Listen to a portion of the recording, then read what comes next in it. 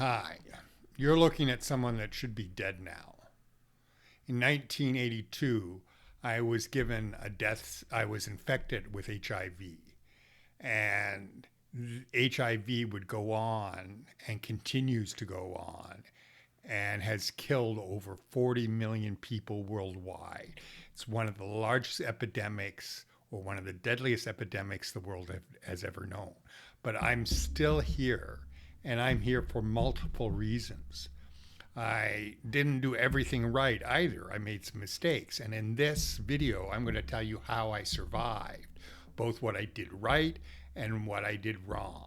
And I'm going to share with you the many surprising factors to most people about why I survived. And it goes from everywhere from family secrets that I'll disclose to a decision that my doctors called a gamble that kept me alive when so many others weren't as fortunate.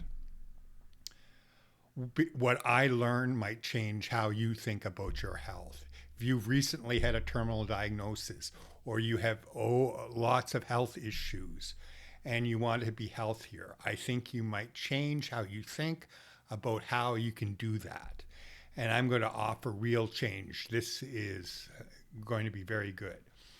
As I said, it started in 1982. The Queen was in Canada to sign the new Constitution, which was a huge moment in Canadian history. But I missed it. I was 19 and stuck in bed with this strange flu.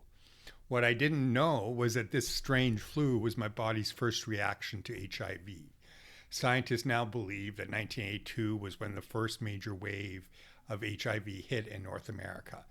And people would get sick or die anywhere from 2 to 10 years later, and sometimes even longer.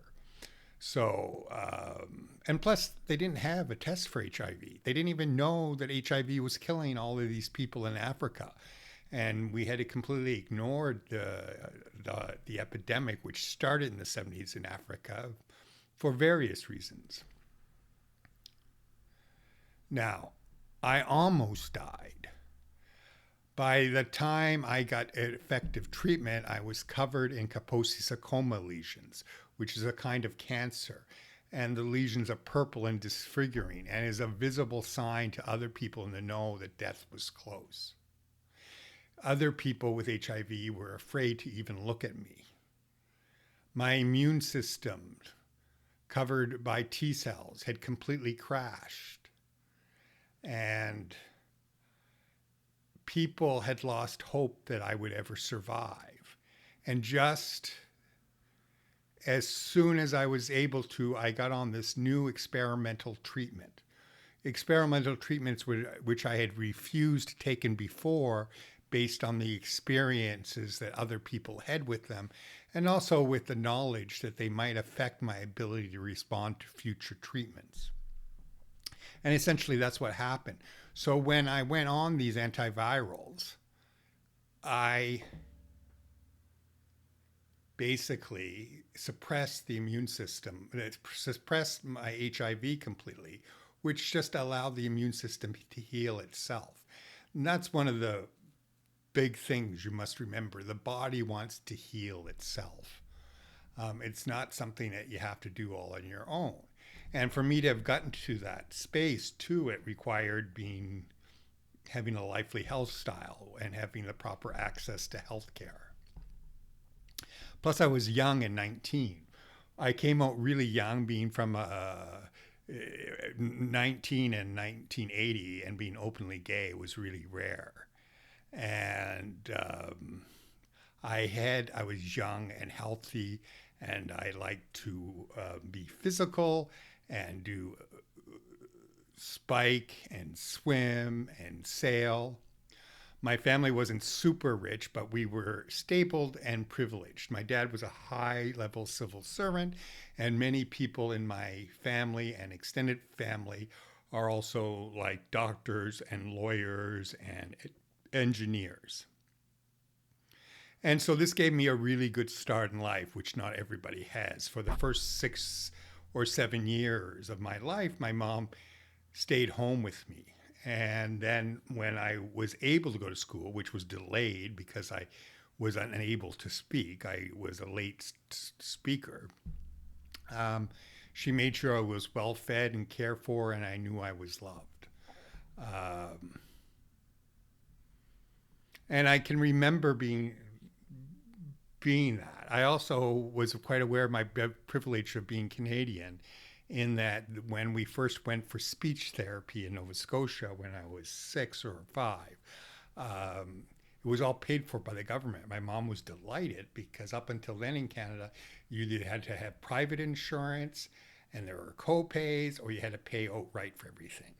At that point, all she had to do was show her health card, and she didn't have to pay a cent. And I was also had a very much a sense of entitlement and place in Canada, because even though we had a lot, we moved a lot, we had a stable home. My mom continued to be the rock of the family, making sure that we were taken care of. And every summer we would go back to my grandparents' cottage where my dad grew up in Prince Edward Island, which is, as far as I'm concerned, paradise.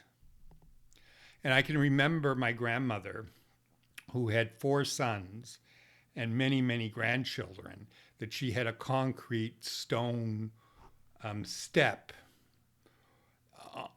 in at the doorway to her cottage, which she had inscribed in every name of her children, her daughter-in-laws, and all of their children or her grandchildren. And it was just something that went on set. I mean, nobody in my family said it was big with emotions and said, "Oh, you belong, you belong." It was by their actions that I learned that.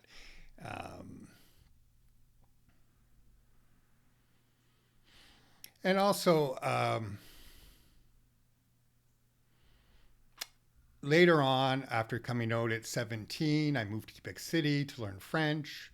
And I met a man from Elmer, Quebec, which is a suburb of Ottawa, whose name was Robert. And I moved in with him. I moved from Quebec City to Elmer. And 4 months later, he became mysteriously sick. At that point, we found out it was just after they had developed a new test for HIV, and we found out that he had HIV. He took AZT as one of the first antiviral drugs. Now, there were lots of other drugs that helped him stay longer, like Septra, which they had just discovered. And Septra was very well tolerated by him. But the AZT, he had to take every 4 hours, and it really, the side effects were just too much for Robert. And I don't think they helped him. In fact, I think it shortened his life. Later on, when they were to do AZT tests, they used much lower levels than they did back then. And it has some efficacy when used with other drugs, but certainly not at the level that he was given. And this was a crucial treatment lesson for me, which my doctors didn't always like, was that I knew a bad treatment can be worse than no treatment at all. And sometimes the option is just to live well. I also didn't get tested because a positive diagnosis meant that I would lose my job insurance if I changed jobs. And so I didn't want to be stuck in the same company, which was a small company at the time, for the rest of my life. So I just focused all my energies on taking care of him, and that helped me deal with my anxiety. And also, Robert wasn't the only one we knew. Back then, because it was like the leprosy of its day, people with HIV gathered together, and so many people in the gay community were infected with it that I knew that we became even closer. And for most of these people, I was with them right up until they died. Some I was even with them when they passed away. And it is amazing and difficult at how honest and clear these people are when they are close to death. Stories about residential schools, stories about uncles that were abusive, as well as good things that happened were all just laid as a matter of fact because people wanted to tell others before they died. And they showed me what was truly important, which was being in the moment and enjoying life, being happy, taking care of others, and being creative, and having good relationships with other people, including your doctors, by the way, and other healthcare providers. And I need to credit these people because they are also responsible for my survival. And Robert Dupree, who was my partner, who passed away in 1993, was my greatest teacher. I should also credit the fact that because HIV hit a lot of different groups, but mostly extremely marginalized groups, as well as gay men. But gay men weren't as nearly marginalized as the other groups. And they were largely white men, and they said, we're not going to die. And particularly activists in the United States stood up and demanded research and treatments. And that really helped.